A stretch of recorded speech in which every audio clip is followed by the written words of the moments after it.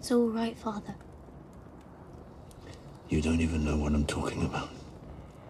It doesn't matter. I want to help you. A child who does not understand the danger still reaches toward the man holding the knife. That is the scene. Shireen Baratheon offers herself before she knows she is being asked.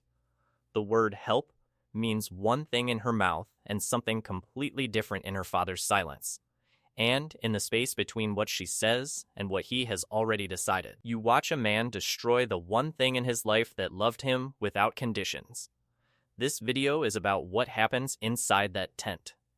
Not the pyre, not the screaming. Before, the part that made the burning possible. The part George R.R. Martin understood, and the part the show buried under spectacle. To calculate the atmospheric pressure of this tent in the snowbound camp beyond the wall, we must understand what both of these people need from this specific conversation. Stannis Baratheon has never been a man who wanted love. He wanted order. He wanted the throne because it was rightfully his, not because he desired it. His entire existence has been built on the idea that duty is its own reward, that doing the correct thing, in the correct order, for the correct reasons, is sufficient. It is not a philosophy, it is a wall. Behind it lives a man who has spent his entire life being second son, second king, second choice. The wall keeps that wound from being visible. Shireen has lived her entire life behind a different wall. Grayscale scarred half her face before she could understand shame. Her mother, Selyse, has never forgiven her for surviving it. Her father is frequently absent, almost always cold, and constitutionally incapable of tenderness. She has read every book in the castle. She has invented her own company. She has built her entire identity around being useful, because usefulness is the only currency her family accepts. In this tent, she is doing exactly that. She is trying to be useful to a man who has already decided to use her up. What is at stake? Stannis has been told by Melisandre that a sacrifice of king's blood will lift the storm and save the army. He has already sent Davos away, the one man who would have stopped this. He walks into his daughter's tent not to say goodbye. He walks in to confirm that she will go willingly. That is the machinery inside this conversation. The audience does not know it yet. Stannis already does. What are you reading? This is the question of a man who already knows the answer. Stannis sees the book. He reads. He always reads.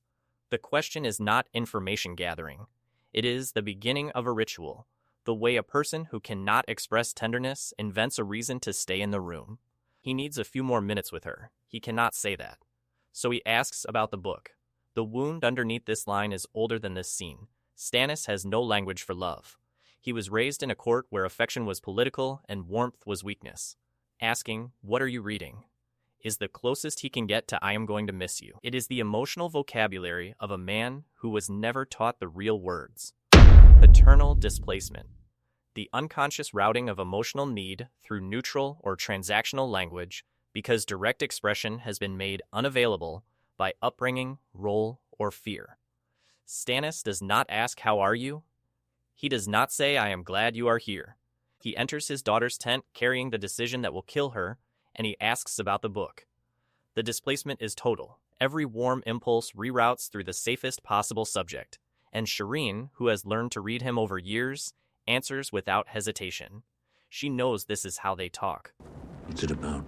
It's the story of the fight between Rhaenyra Targaryen and her half-brother Aegon for control of the Seven Kingdoms. Both of them thought they belonged on the Iron Throne. Shireen does not know she is describing her father's life. She is summarizing a civil war about disputed succession, brothers against brothers, competing claims, a kingdom fractured by people who each believed they were the rightful ruler. Stannis Baratheon has spent 20 years as the man who was supposed to be king and was overlooked. He is sitting in a tent listening to his daughter explain the precise wound that defines his entire existence. She tells him it ended in disaster, that the Targaryens never truly recovered. She says this directly to a man standing on the edge of an act that will end his own line and hollow out whatever remains of his claim to kingship. She is 11 years old, and she has no idea. The gap between what she is saying and what she cannot possibly understand is the entire moral weight of this scene.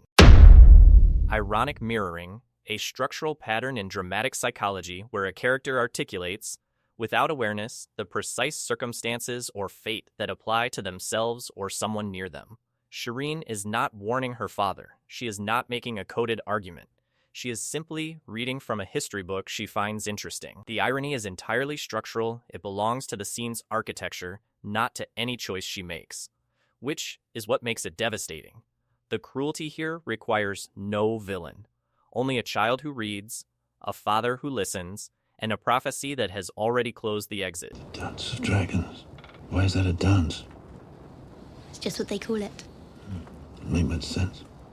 I think it's poetic. This is the only moment in the scene where Stannis sounds almost like a normal father. The rhythm here is different. Shorter exchanges, pushback, a small disagreement that goes nowhere serious. He challenges her on the metaphor. She defends it. And for 11 seconds, nothing is at stake, and it is just a man and his daughter having the kind of argument that families have over dinner. That is the function of this exchange in the scene's architecture. It is a rest, a moment of ordinary that makes what comes next unbearable by contrast. The audience exhales here. Stannis is doing the same thing, breathing, briefly, inside the last moment of normalcy he will ever share with his child. He will not outlive this scene as a father, only as a man who made a calculation. If you'd had to choose between Rhaenyra and Aegon, who would you have chosen? I wouldn't have chosen either. It's all the choosing sides that made everything so horrible. He is testing her, not consciously. He cannot ask what he is actually thinking. Am I doing the right thing? So he asks it sideways, through the history book. If she had lived in that war, whose side would she have taken? It is the question of a man searching for permission he cannot name and cannot directly request. Shireen's answer is the most dangerous thing she says in this scene. She would not have chosen. She thinks the choosing is the problem. She believes that picking sides is what made the blood. She tells this to a man who has already chosen, who has chosen her, and who cannot now unchoose without admitting that every conviction he holds is hollow. Moral displacement loop. A psychological defense mechanism in which a person structures a decision that cannot be morally justified as a question asked of others, seeking indirect endorsement or refutation without ever naming the actual choice. Stannis cannot ask Melisandre if this is right. She is the one who told him to do it. He cannot ask Selyse. She has already agreed. He sent Davos away because Davos would have answered clearly. So he comes to Shireen and asks the question at an angle, through a book, and her answer, beautifully, innocently, correctly, is no. She would not have chosen, and he walks forward anyway. Sometimes a person has to choose. Sometimes the world forces his hand. If a man knows what he is and remains true to himself, the choice is no choice at all. He must fulfill his destiny and become who he is meant to be, however much he may hate it. This is the longest uninterrupted speech Stannis gives in the scene, and it is not directed at Shireen. She is in the room. He is speaking to himself. The monologue is a man rehearsing the argument he will use to live with this. If destiny is real, if prophecy is not metaphor but mechanism, then choice is not murder. It is fulfillment. He is not killing his daughter. He is completing a pattern that was established before either of them was born. Listen to the phrase however much he may hate it. That clause does the most work in the entire speech. He is not performing certainty. He is admitting cost. He hates what he is about to do. He is going to do it anyway. And that makes him more frightening than a man who feels nothing, because he feels everything and proceeds. Destiny foreclosure. The use of prophetic or deterministic frameworks to remove personal moral agency from a decision, restructuring an active choice as a passive submission to forces beyond the self. Every act of atrocity in history has used a version of this move. The individual becomes the instrument. The instrument has no guilt.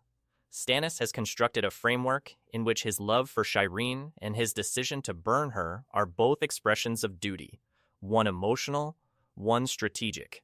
And the strategic duty simply weighs more. He is not wrong that the world has forced his hand. He is catastrophically wrong about who is doing the forcing. Yes, there is. Good, I want to. I'm the Princess Shireen of House Baratheon, and I'm your daughter. Shireen hears a man in pain. She does not know the source. She does what she always does. She moves toward it. She offers herself. Is there any way I can help? Is the most destructive line in the scene precisely because it is the most innocent. She is not being manipulated into volunteering. She volunteers because that is who she is. Her entire character across 5 seasons has been building toward this, toward a girl so accustomed to being useful, so hungry for her father's approval, so genuinely good, that she offers herself before she is even asked. The wound underneath Shireen's line is not naivety. It is the specific damage of a child who has had to earn every moment of parental attention. She has learned that love from Stannis is conditional. Conditional on being useful. Conditional on not being a burden. She has spent years becoming small enough, competent enough, eager enough to deserve a father's notice. And here, in the last moment of her life, she succeeds. It's all right, Father. You don't even know what I'm talking about. It doesn't matter. I want to help you. She says her own name. She names her house. She names her relationship to the man standing in front of her. In any other scene, this would sound like pride. Here, it sounds like a child reminding a parent who she is, as if some part of her, somewhere below the understanding she does not yet have, is reaching for an anchor. I am real. I am yours. I am here. She rises to her full small height and declares herself. The posture is heroic. The context is annihilating. She is not walking toward a pyre. She is walking toward her father. She has always been walking toward him. Every book read in a cold castle, every lesson learned to impress him, every time she defended him to Davos, all of it was this walk. And Stannis opens his arms and receives her into an embrace he cannot explain, and she will not survive. Parentified devotion. A trauma-adjacent pattern in which a child reconfigures their own needs around the emotional requirements of a parent, becoming willing to absorb costs that adults should bear in order to maintain the attachment bond. This is not a child who does not understand sacrifice. Shireen understands it better than Stannis does. She has sacrificed her comfort, her mother's warmth, her social life, and her childhood to the project of being worth something to this man. She offers to help because helping is the grammar of her love, the only sentence structure she has been given. The tragedy is that she has it exactly right. She is helping him. He just cannot tell her what she is helping him do. But here's what the show never told you. In George R.R. Martin's novels, Shireen Baratheon is still alive. The sacrifice has not happened. The books have not reached it. But more than that, scholars of the source material, and Martin himself in interviews, have strongly implied that the Stannis of the novels would not make this choice. The show's Stannis burns his daughter. The book's Stannis is absent from the camp when Melisandre would theoretically have had access to Shireen. The books consistently frame Stannis as a man with iron moral limits, a man who beheads those who break law, even when it costs him politically. The show used his rigidity to make the sacrifice believable. The books use that same rigidity to make it nearly impossible, which means this tent scene carries a different weight depending on which Stannis you believe in. The show's version is a man who held until he didn't. The book's version may be a man who will never reach this moment at all, meaning every frame of this scene is a choice the writers made, not a fate that was always coming. The psychology of parentified devotion is real regardless of which version you accept. What changes is whether Stannis is a character study or a television convenience. The mechanism in this scene operates in every relationship where one person holds power and another holds hope. When the person with hope has been conditioned to express that hope through usefulness, through service, through availability, through making themselves small enough to be wanted, they become structurally unable to protect themselves from the person they love, not because they are naive. Because their attachment architecture has been built around the premise that love must be earned by sacrifice, and that the sacrifice is always worth it. The parent who exploits this is not always calculating. Sometimes they are simply a man walking into a tent who cannot find another word for goodbye. Every frame of this tent scene has been analyzed for what Stannis did wrong. The harder question is what the scene reveals about Shireen. about the specific way a childhood of conditional love prepared her for this exact moment. She did not fail to protect herself. She was never given the tools to understand she needed to. Here is the question. Does Stannis' obvious grief inside this tent make what he does more understandable, or does it make it worse? Drop your thoughts in the comments below. I'll see you in the next.